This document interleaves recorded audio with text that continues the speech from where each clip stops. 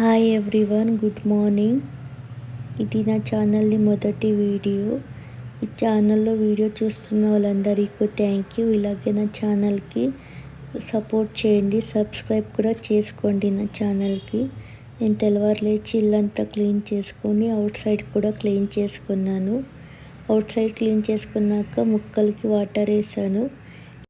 ఇందాక ఈ ముక్కలు వచ్చి ఫ్లవర్స్ ముక్కలు. నేను కూడా ఫ్రెష్ అప్ అయ్యాను. ఫ్రెష్ అప్ అయ్యాక ముగ్గేసాను. ఈ ముగ్గేయడం నాకు అంతగా రాదు, ఇప్పుడిప్పుడే నేర్చుకుంటున్నాను. ఆ ముగ్గు పిండి కూడా చాలా గరుగ్గా ఉంది.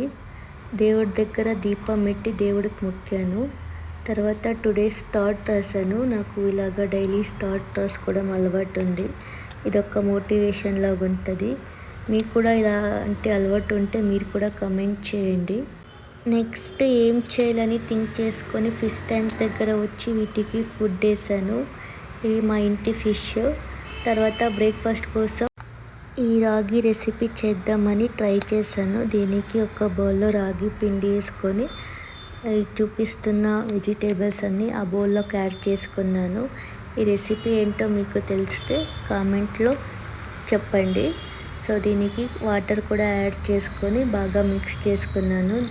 సో అలా మిక్స్ చేస్తూ దీని కన్సిస్టెన్సీ చూసుకొని దానికి మరో గ్లాస్ వాటర్ యాడ్ చేశాను. అలా యాడ్ చేస్తూ బాగా మిక్స్ చేసుకున్నాను. దీన్ని బాగా మిక్స్ చేసుకొని ఒక 30 minutes పక్కన పెట్టేశాను. మళ్ళీ గ్యాస్ అంటించి గ్యాస్పై ఒక ప్యాన్ పెట్టుకున్నాను.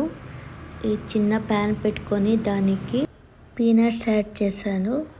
ఇలా వీడియోలో చూపించినట్టుగా ఈ పీనట్స్ని నేను అలా డ్రై రోస్ట్ చేసుకున్నాను. దీనికి ఏం ఆయిల్ వేసుకోలేదు నేను. ఈ రోస్ట్ చేసిన పీనట్స్ని ఒక బౌల్లో పక్కన పెట్టాను. అదే ప్యాన్లోకి 3 గ్రీన్ చిల్లీస్ యాడ్ చేసి దాన్ని కూడా ఇలాగా వీడియోలో చూపించినట్టుగా డ్రై రోస్ట్ చేసుకొని ఇలా పీనట్స్ని క్లీన్ చేసుకొని ఒక మిక్సర్ జార్లో వేసుకున్నాను. దానితో పాటు జీలకర్ర, చింతపండు, ఇలా కడుక్కున్న కొత్తిమీర, పుదీనా, ఉల్లిపాయ అవన్నీ వేసుకొని ఇలా గ్రైండ్ చేసుకున్న దాన్ని ఒక బౌల్లో వేసుకొని పక్కన పెట్టాను. దానికి తాలింపు వేసుకోవడానికి అదే ప్యాన్లో ఆయిలు, ఆవాలు, తర్వాత ఇంగువ, కరివేపాకు అన్నీ వేసుకున్నాను. పక్కన పెట్టి ఒక ప్యాన్ పెట్టాను గ్యాస్పై.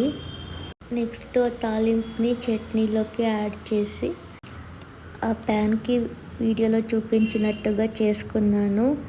ఇక్కడ ఆయిల్ని నేను ప్లాస్టిక్ దీంట్లో వేసాను, బట్ ఆ ఉల్లిపాయతో స్ప్రెడ్ చేసుకున్నాను ఆ ఆయిల్ అంతా మొత్తం. మీరు కూడా ప్లాస్టిక్ని అయినంత అవాయిడ్ చేయండి, ఎందుకంటే ఆ ప్లాస్టిక్ మనం తినే ఫుడ్లో కూడా మిక్స్ అయిపోతుంది. మెయిన్ రీజన్ ఏంటంటే ప్లాస్టిక్ హీట్ దగ్గర పెట్టినప్పుడు మెల్ట్ అవుతుంది, ఫుడ్లో కూడా కలిసిపోతుంది.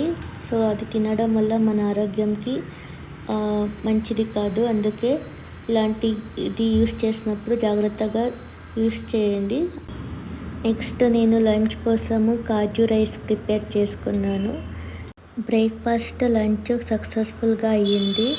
తర్వాత ఈవినింగ్ అయితే నాకు అలా కాఫీ తాగాలనిపించింది. కాఫీకి డికాషన్ అయితే ప్రిపేర్ చేశాను.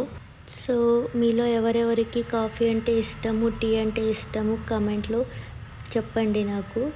సో నేనైతే రోజు కాఫీ తాగను, సో ఒక్కొక్కసారి తాగాలనిపిస్తుంది. ఇలా ఈవినింగ్ టైం కాఫీ తాగడం అయితే కొంచెం మైండ్కి రిలాక్స్గా ఉంటుంది.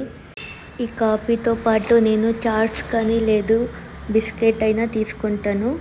సో ఈరోజు అయితే నాకు బాగా అనిపించింది. మళ్ళీ నెక్స్ట్ వీడియోలో చూస్తాను మీకు. Thank you for watching.